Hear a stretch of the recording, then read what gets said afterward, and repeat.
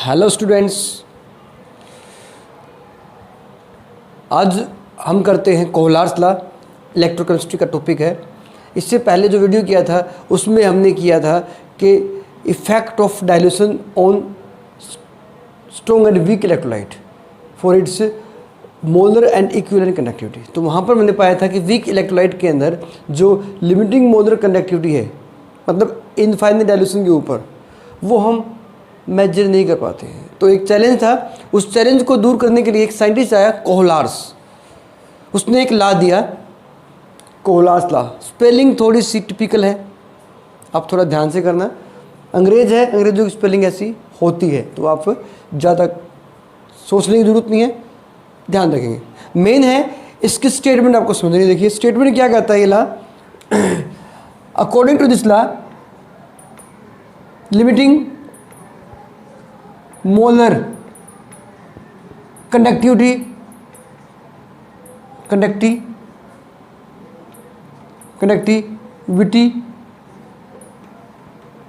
Of a weak electrolyte will be equal to the sum of limiting conductivities of its ions multiplied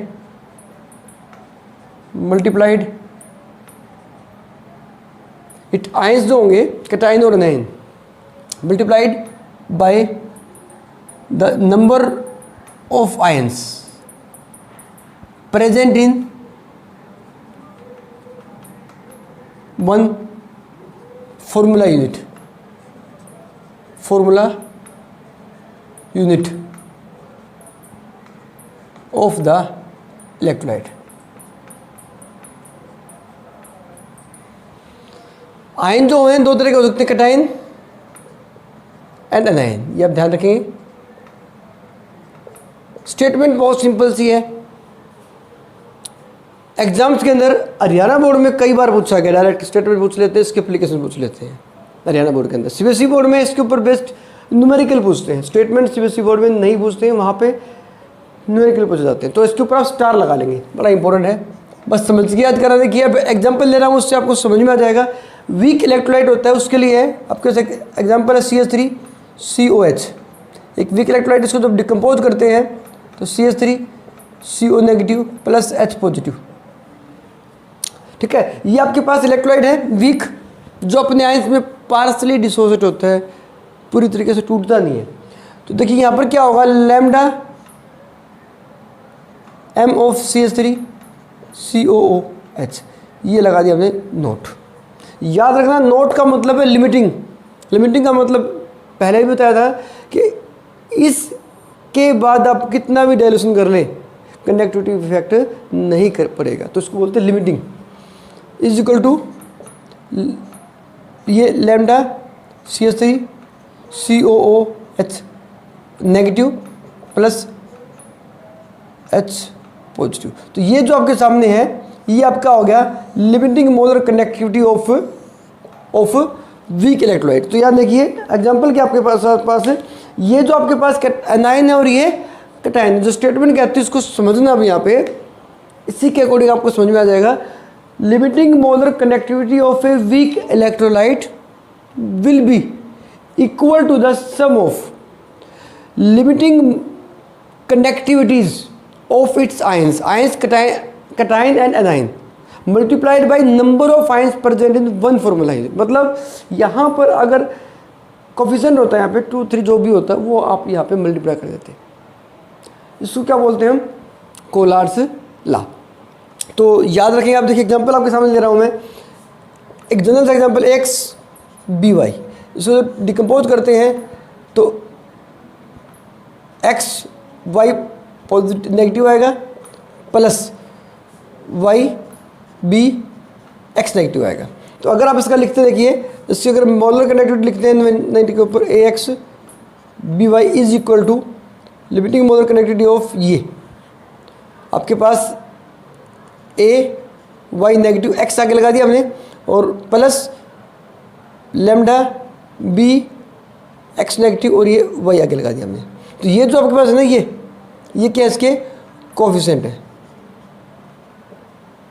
तो ये बात ध्यान रखनी है आपको। इसमें मेन बात यही रहेगी कि जो आपके पास आयन से कैटायन और एनायंस उनकी लिमिटिंग आयनिक कनेक्टिविटी का सम होता है मोलर कनेक्टिविटी की, ठीक है। तो ये आपके पास है कोलास लॉ। अब आता है इसकी एप्लीकेशन, पढ़ने का फ़ायदा क्या हुआ। एप्लीकेशन देखिए इसकी, अब एप्लीकेशन में फर्स्ट एप्लीकेशन है टू कैलकुलेट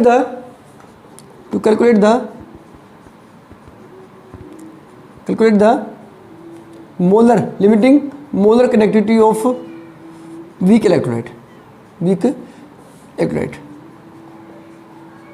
कोई भी वीक इलेक्ट्रोलाइट होता है उसकी जो लिमिटिंग मोलर कनेक्टिविटी वो आप इससे निकाल सकते हैं। इसके हेल्प से फॉर्मूला ये रहेगा जो आपने किया, जैसे आपके पास NH4OH है, डिकम्पोज किया इसको हमने NH4 पॉजिटिव OH नेगेटिव, ये आप निकाल सकते हैं इसका फॉर्मूला बेस्ड।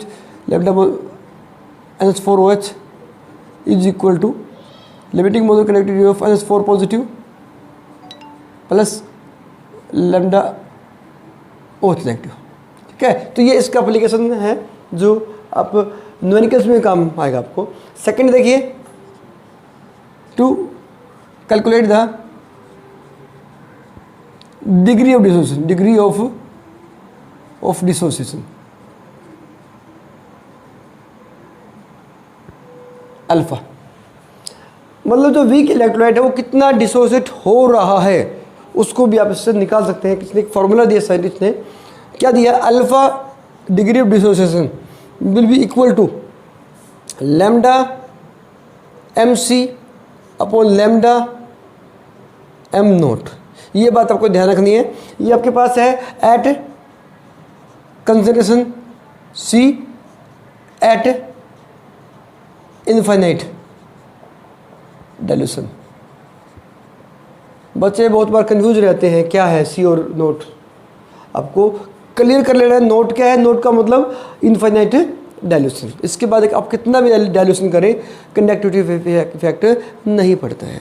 नेक्स्ट देखिए, अगला जो एग्जांपल हमारे पास है, अगला जो एप्लीकेशन है वो है, आप लिखेंगे टू कैलकुलेट द, थर्ड है to calculate the dissociation constant. अब कोई भी इलेक्ट्रोलाइट है उसका के जो होता है वो आप निकाल सकते हैं। इक्विलिब्रियम में जब ये रहेगा तो इक्विलिब्रियम के अंदर हमारे पास क्या आता है, उसके अंदर हमारे पास डिसोसिएशन कांस्टेंट आता है। तो आप इसको निकाल सकते हैं। देखिए डिसोसिएशन कांस्टेंट जो रहेगा आपके पास है ये आपने पहले भी किया, C alpha upon 1 minus alpha. Alpha is the degree of dissociation, C is the concentration जो रहेगा। नेक्स्ट आपके पास फोर्थ रहेगा, देखिए to calculate the solubility of sparingly soluble salt। जैसे मान लीजिए आपके पास AgCl है, AgBr है, BaCl2 है। ये अगर इलेक्ट्रोलाइट जो वाटर में पूरी तरीके से डिसोसिएट नहीं होते हैं, मतलब डिजोल्व नहीं होते हैं, कम डिजोल्व होते हैं, तो उसकी जो सोलबिलिटी है वो उसकी कंसंट्रेशन के बराबर हो जाती है उसकी इसमें। तो देखिए यहाँ पर आपका क्या रहेगा, lambda M is equal to होती है कापा इंटू 1000 अपॉन C। अब C जो होती है मोलरिटी, आप इसको लिख सकते हैं, M लिख दिया मैंने मान लीजिए। तो यहाँ पर क्या आएगा, lambda M is equal to kappa into 1000 upon solubility. क्यों होता है आपका solubility, C is equal to the solubility. तो ये आपको याद रखना है, इसकी वजह से आप इसको सोलबिलिटी भी निकाल सकते हैं, ठीक है। तो ये हो गया इसकी एप्लीकेशन। अब इतनी एप्लीकेशन करने के बाद हम देखते हैं कि इसका यूज़ क्या है। आपके एग्जाम्स में शायद एप्लीकेशन आए लेकिन न्यूमेरिकल पूछा जाएगा आपका। अब देखिए न्यूमेरिकल करते हैं इसके ऊपर बेस्ड में। नेक्स्ट